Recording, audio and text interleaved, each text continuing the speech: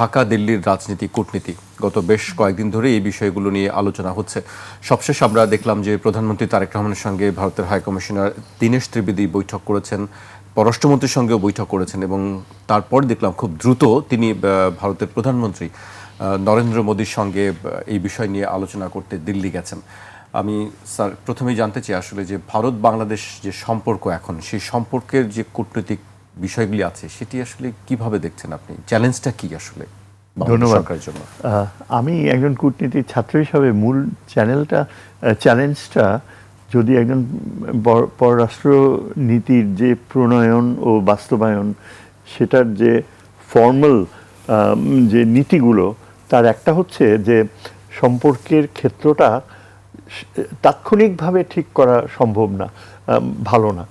সম্পর্কর ক্ষেত্রটা যদি প্রসারিত করতে হয় বা সংকুচিত করতে হয়, সেটা ডিপেন্ড করবে টাইমিং সিচুয়েশনের উপরে।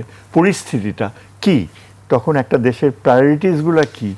যেমন এখানে আমি বলবো যে বাংলাদেশে অনেক কষ্টার্জিত যে স্বাধীন পররাষ্ট্র নীতি প্রণীত হচ্ছে প্রধানমন্ত্রী তারেক রহমানের নেতৃত্বে, সেটা কিন্তু অসাধারণ একটা দিক নির্দেশনায় চলছে। এবং আমরা সবাই জানি যে প্রফেসর ইউনূসের সময় থেকেই কিন্তু বাংলাদেশ মোড় ঘুরে দাঁড়িয়েছে এবং চীনের সাথে, এমনকি মার্কিন যুক্তরাষ্ট্রের সাথে একটা স্বতন্ত্র সম্পর্ক গড়ে তুলেছে, যেখানে ক্লিয়ারলি ভারতকে একটা যথাযথ অবস্থানে রাখার প্রয়াস নেওয়া হয়েছে।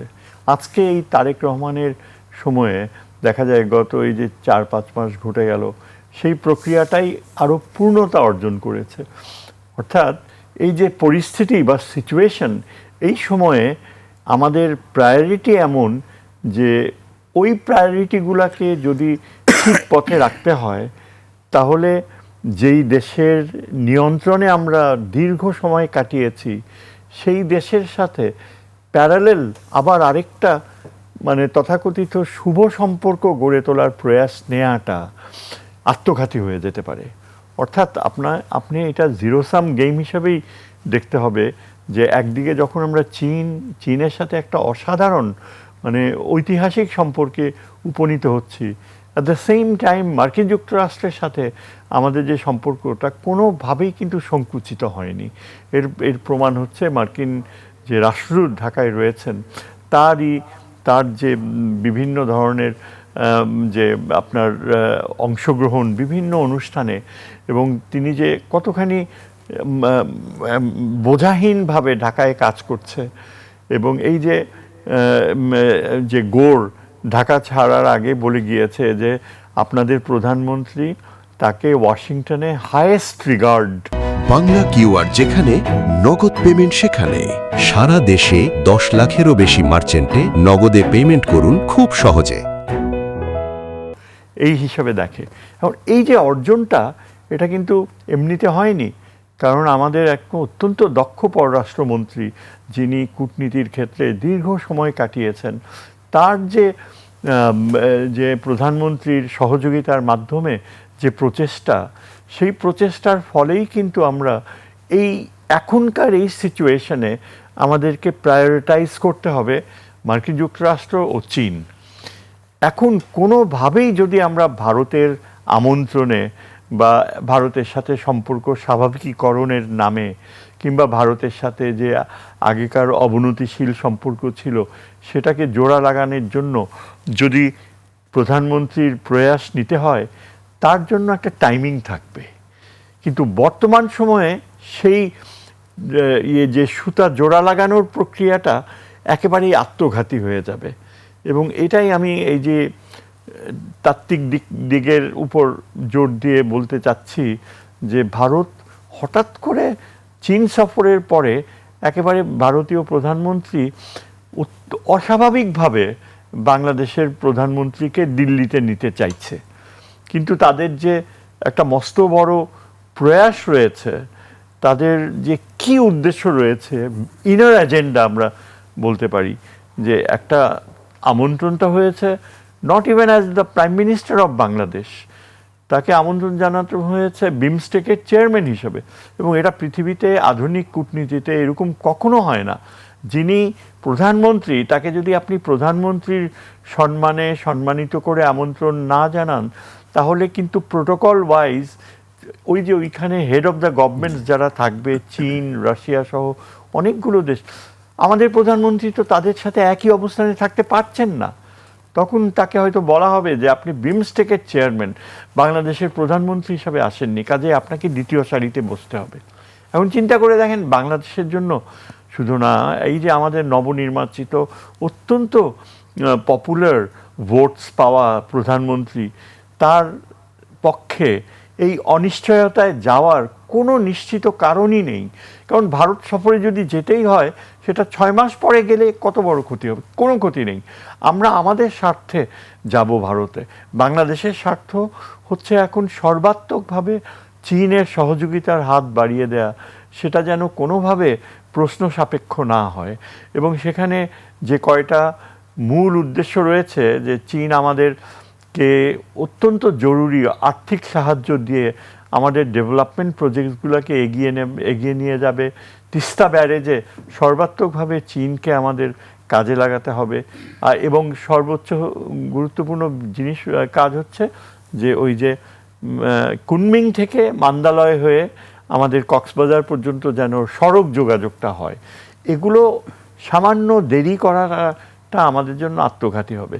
কিন্তু এখন আমরা জানি যে ভারতের স্টেটেড পলিসি, তাদের যে নিরাপত্তা উপদেষ্টা থেকে নিয়ে তাদের বিভিন্ন পররাষ্ট্র মন্ত্রণালয়ের স্পোকস পারসনসরা এই কয়েক সপ্তাহ আগে এই তারেক রহমানের চীন সফরের ঠিক পরপরই কিন্তু খোলাখুলি তারা বলেছে যে যে কোনো মূল্যে মার্কিন যুক্তরাষ্ট্রের সহযোগিতায় এই করিডোর চীনের সাথে সেটা আটকাতে হবে। ভারত মনে করে যে এটা তার জন্য একটা নিরাপত্তা হুমকি। অথচ বাংলাদেশের পক্ষে এটা হচ্ছে বিরাট একটা আর্থিক ও উন্নয়নমূলক প্রয়াস, যার ফলে 2 দিনে আমাদের কমোডিটি চীন থেকে আমাদের এখান থেকে চীনে চলে যেতে পারবে মাত্র 2 দিনে, এবং চীন থেকে এসেনশিয়াল কমোডিটিস বাংলাদেশে প্রবেশ করবে। সবচেয়ে বড় কথা হচ্ছে, আমার এক রণকৌশলগত বিষয়ে এক বন্ধু বলেছে যে আমাদের প্রায়োরিটি হচ্ছে চীনকে বাংলাদেশে স্থান করে দেয়া। সেটা শুধু ওই যে ওইখানে ইকোনমিক জোন বা বেস তৈরি করা তাতে সীমিত না।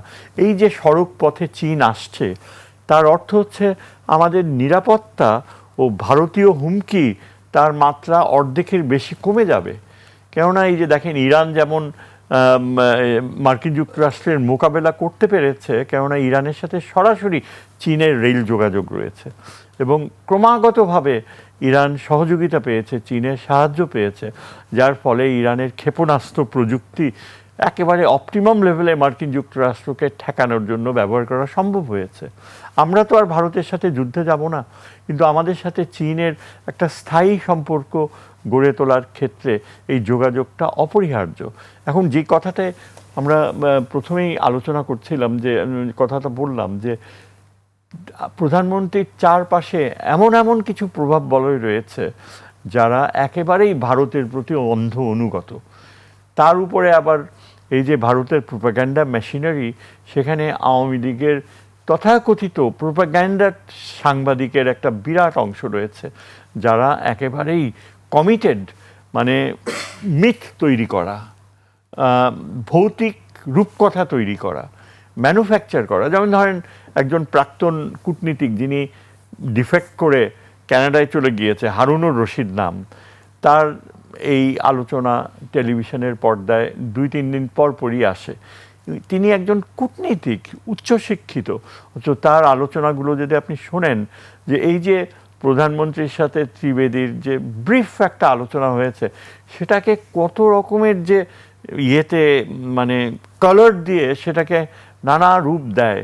অথচ প্রধানমন্ত্রীর সাথে ত্রিবেদীর যে 40 মিনিটের আলোচনা, যে সেটা আমাদের পররাষ্ট্রমন্ত্রী স্পষ্টভাবে তুলে ধরেছে, যে বেশ কিছু সময় কেটেছে যে ত্রিবেদী তারেক রহমানকে বোঝাতে চেষ্টা করেছে, তারা তাকে দিল্লিতে প্রাইম মিনিস্টার মোদি তাকে রিসিভ করার জন্য কত মানে কি বলে বাংলা শব্দটা হচ্ছে উদ্গ্রীব। উদ্গ্রীব হয়ে অপেক্ষা করছে। তিনি না গেলে ভারতের জন্য এটা কত বড় দুঃখের বিষয় হয়ে দাঁড়াবে। এই আলোচনা, তারপর ওই হাসিনাকে কিভাবে ফেরত দেয়া যায়। আমি যতদূর জানলাম যে পররাষ্ট্রমন্ত্রীর যে সাংবাদিক যে আমাদের প্রধানমন্ত্রী ক্লিয়ারলি রাষ্ট্রদূতকে ওয়ার্নিং দিয়ে দিয়েছে যে এই যে ভারতের মাটিতে এই হাসিনা যার বিরুদ্ধে মৃত্যুদণ্ড রয়েছে, তিনি যেভাবে এই যে পলিটিক্যাল প্ল্যাটফর্ম তৈরি করছে, এটা ভারত বাংলাদেশ সম্পর্কে কোনোভাবে সাহায্য করবে না। সুতরাং এই যে আমাদের প্রধানমন্ত্রীর যে warning to the Indian ambassador, যার পরপরই তিনি আবার প্লেনে করে দিল্লিতে ছুটেছেন। আমি জানি না তার প্রধানমন্ত্রীকে সে কি ধারণা দিয়েছে, কীরকমভাবে আগ্রহ সৃষ্টি করছে। তবে এটা ঠিক যে আমাদের প্রধানমন্ত্রী যদি যায় এই সময়, যদি তার চারপাশের লোকেরা তাকে ভুল বোঝায় কিংবা এমনভাবে তাকে মানে আগ্রহী করে তোলে, এটা তার জীবনের জন্য একটা হুমকিও হতে পারে, একটা বড় রকমের হুমকি হতে পারে। এবং তার তো জীবন একটাই, তার স্ত্রী রয়েছে, তার কন্যা রয়েছে। ভারত এখন এমন একটা অবস্থানে রয়েছে, তাদের গোয়েন্দা বাহিনী, যে বাংলাদেশের প্রধানমন্ত্রীকে তারা যদি মনে করে যে চীনের সাথে সম্পর্কের ক্ষেত্রে আটকাতে পারবে না, তারা যে কোনো পদক্ষেপ নিয়ে নিতে পারে। তাদের যে 2-3 বছর আগে আপনার হয়তো মনে পড়বে যে ভারতীয় গোয়েন্দা বাহিনী কত মারাত্মক আকার ধারণ করেছিল, যে কানাডার গভর্নমেন্ট পর্যন্ত ভারতীয়দের বিতাড়িত করেছে। প্রেসিডেন্ট ট্রাম্প ভারতীয় অবৈধদেরকে হাত করা লাগে প্লেনে একের পর এক পাঠিয়েছে। তারপর ভারতীয় নিউজিল্যান্ডে পর্যন্ত তারা একটা বড় ধরনের ইনস্টেবিলিটি তৈরি করেছে। কাজেই ভারতীয় এই গোয়েন্দা বাহিনী যদি মনে করে যে হাসিনাকে আবার বসানোর জন্য, আবার ফেরত আনার জন্য তাদের কি করতে হবে, তারা যে কোনো পথ বেছে নিতে পারে। হয়তো প্রাণনাশ করবে না, কিন্তু সেখানে তার স্বাস্থ্যে এমন কিছু করে দেবে যে প্রধানমন্ত্রী ঢাকায় ফেরত আসার পরে এমনও হতে পারে যে, আই হোপ নট, ইনশাল্লাহ, যে তার স্বাস্থ্যের অবনতি ঘটে এমন কোনো কিছু তাকে খাওয়াইয়া দিতে পারে। অর্থাৎ আমার কথা হচ্ছে যে তার জীবনের নিরাপত্তা হুমকি নিয়ে সে কেন বিমস্টেকের চেয়ারম্যান হয়ে দিল্লিতে যাবে? যদি মোদির এতই প্রয়োজন হয়, মোদি ঢাকায় আসতে পারে। Modi can come to Dhaka, তার প্রয়োজন যদি এতই হয়। আর তাছাড়া এমনিতেই তো প্রধানমন্ত্রী জাতিসংঘে যাচ্ছে সেপ্টেম্বর মাসে, সেখানে কোনো না একটা কোনো সুযোগ আসবে, সাইড লাইনে প্রাইম মিনিস্টারের ভারতীয় প্রধানমন্ত্রীর সাথে তার দেখা হতেও পারে। তার জন্য একটা মাস তো অপেক্ষা করা সম্ভব। সুতরাং আমি সব কিছু মিলিয়ে মনে করি যে আমাদের যে সুযোগ্য পররাষ্ট্রমন্ত্রী যে অবস্থান নিয়েছে, আমার ধারণা তিনি কোনোভাবেই এনকারেজ করবে না যে এই সময় যখন আমরা চীন ও মার্কিন যুক্তরাষ্ট্রের সাথে সম্পর্কের ক্ষেত্রে একটা ক্রান্তি লগ্নে আছি, সেটাকে বিষ ঢেলে দেওয়ার মতো এই ধরনের প্রয়াসে না যাওয়াটাই হচ্ছে কূটনীতির ক্ষেত্রে আমাদের জন্য সর্বাত্মক স্বার্থ।